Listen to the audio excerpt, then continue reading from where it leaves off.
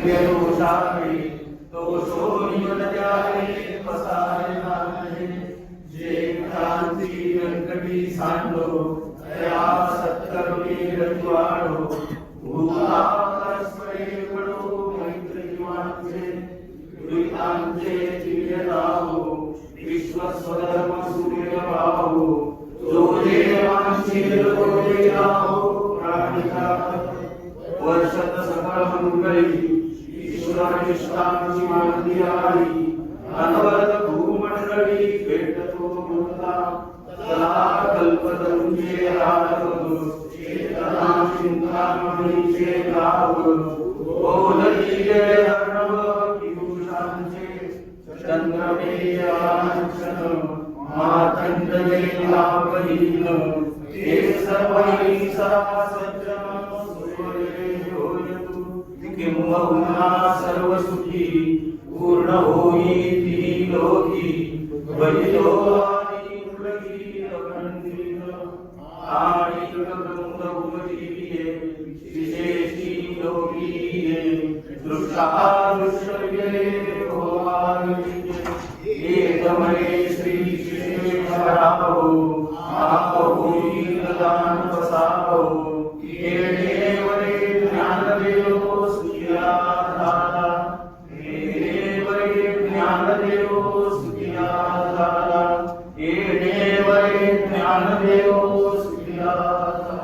कुंडली गौरवा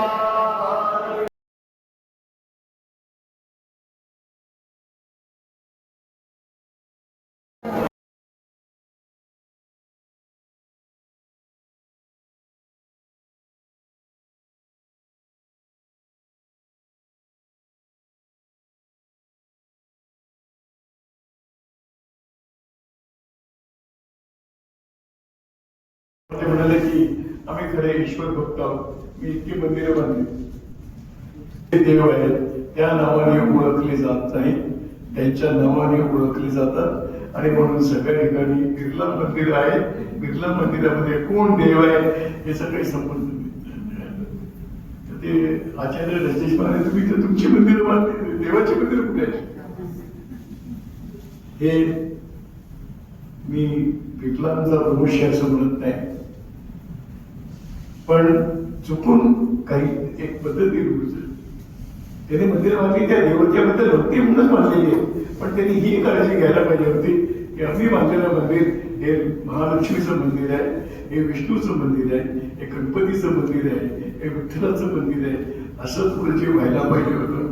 आणि मग प्रतिष्ठा मला कधी कधी आश्चर्य वाटतं की त्या मंदिराच्या जेव्हा कधी ते उद्घाटन जेव्हा मंदिर अर्पण होतं त्यावेळेला तिथे दगड लावले जातात, त्यावरती आपलं नाव असलं पाहिजे. हा मोह कशामुळे? देवाचं मंदिर आहे, देवाचं नाव आहे नाही, ते अमुक माणसाने केलंय, अमुक माणसाच्या दानातून झालंय.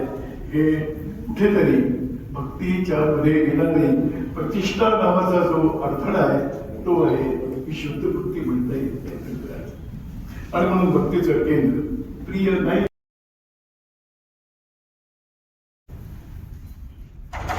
परमादरणीय महंत सुधीरदासजी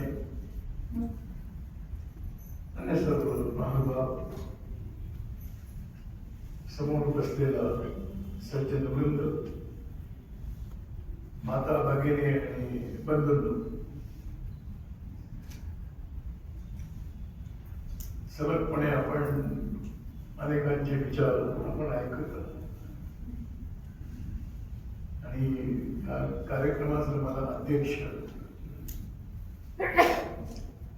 तर हे अध्यक्ष चांगले होते याचं प्रमाणपत्र म्हणजे कमी बोललं तर थोडक्यात बोललं पाहिजे असं बोलत कार्यक्रम छान झाला असं म्हणून संपवलं पाहिजे. विलासरावने एक संकल्प केला, मंदिराच्या कामाचं निर्माणाचं काम प्रारंभ केलं आणि मग त्यांच्या कल्पनेतून निघालेल्या या अंकाची संकल्पना ही आज मूर्त रूपामध्ये आली.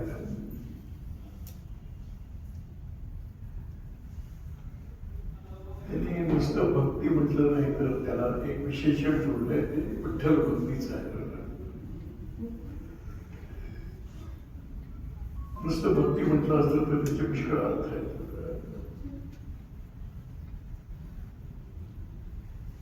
जिल्ह्याला एक दुकान आहे. दुकानाचं नावच मला प्रत्यक्ष अनुभव नाही, पण ते चांगल्या दारू विक्रीचं दुकान आहे.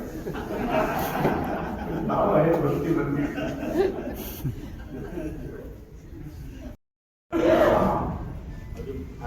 सीतानाथ समारंभां रामानंदार्षमध्यमां अस्मदाचार्य पर्यंतां वंदे परंपरां. आम्ही जरी प्रभू रामचंद्रांचे उपासक असलो तरी हरिहरी तुम्ही म्हणाले सकळ त्याने मायाजाळ केलं. त्या काळाराम मंदिरामध्ये वारकरी संप्रदायाचे वर्षभरामध्ये एकूण 12 आणि गेल्या अनेक पिढ्यांची परंपरा जशी काळारामाची आमची उपासनेची आहे, आमचं स्वतःचं एक विठ्ठल मंदिर देखील आहे. आणि ते विठ्ठल मंदिर 1786 साली परत जीर्णोद्धार करून बांधलं गेलंय. त्यामुळे विलासी आमच्या घरामध्ये देखील विठ्ठलाची परंपरा आहे. विठ्ठल आणि भक्ती असे 2 विषय आज प्रामुख्याने आहेत. आपल्या सर्वांचे ज्येष्ठ मार्गदर्शक, आपले आदर्श भैयाजी जोशी आज या ठिकाणी आहेत. सन्माननीय सर्व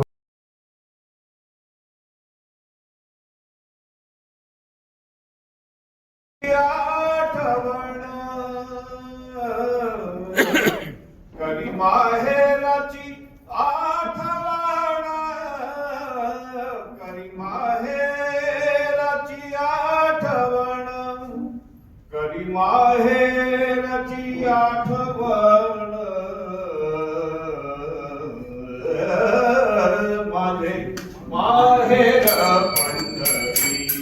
बोला माझे माहेर पंढरी आहे विवरेच्या तिरी आहे विवरेच्या तिरी माझे माहेर पंढरी माझे माहेर पंढरी माझे माहेर पंढरी.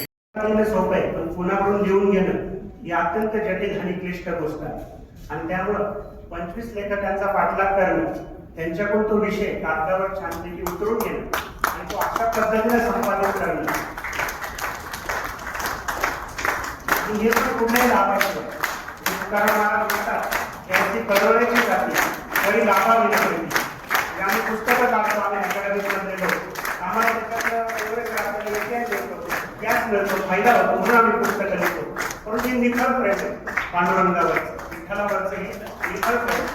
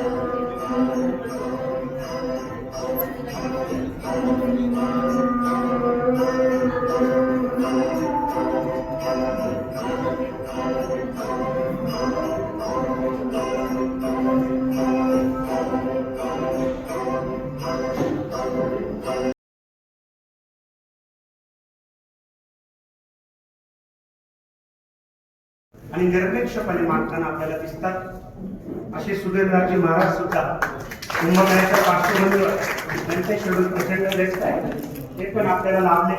त्यांचं मी या फाउंडेशनच्या वतीने आणि जोशी परिवाराच्या वतीने सहर्षाचं स्वागत करतो.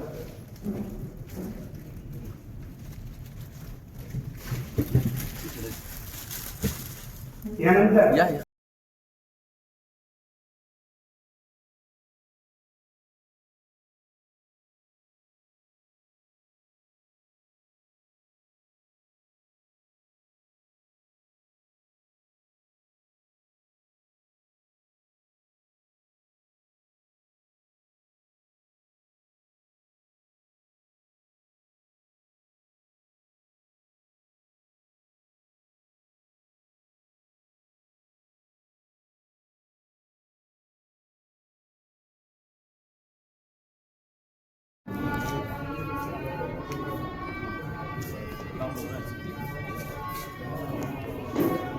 दीप प्रज्वलनाच्या निमित्ताने आपल्या सर्वांच्या जीवनात ज्ञान, भक्ती आणि सद्भावनेचा प्रकाश नांदो हीच पांडुरंग चरणी प्रार्थना.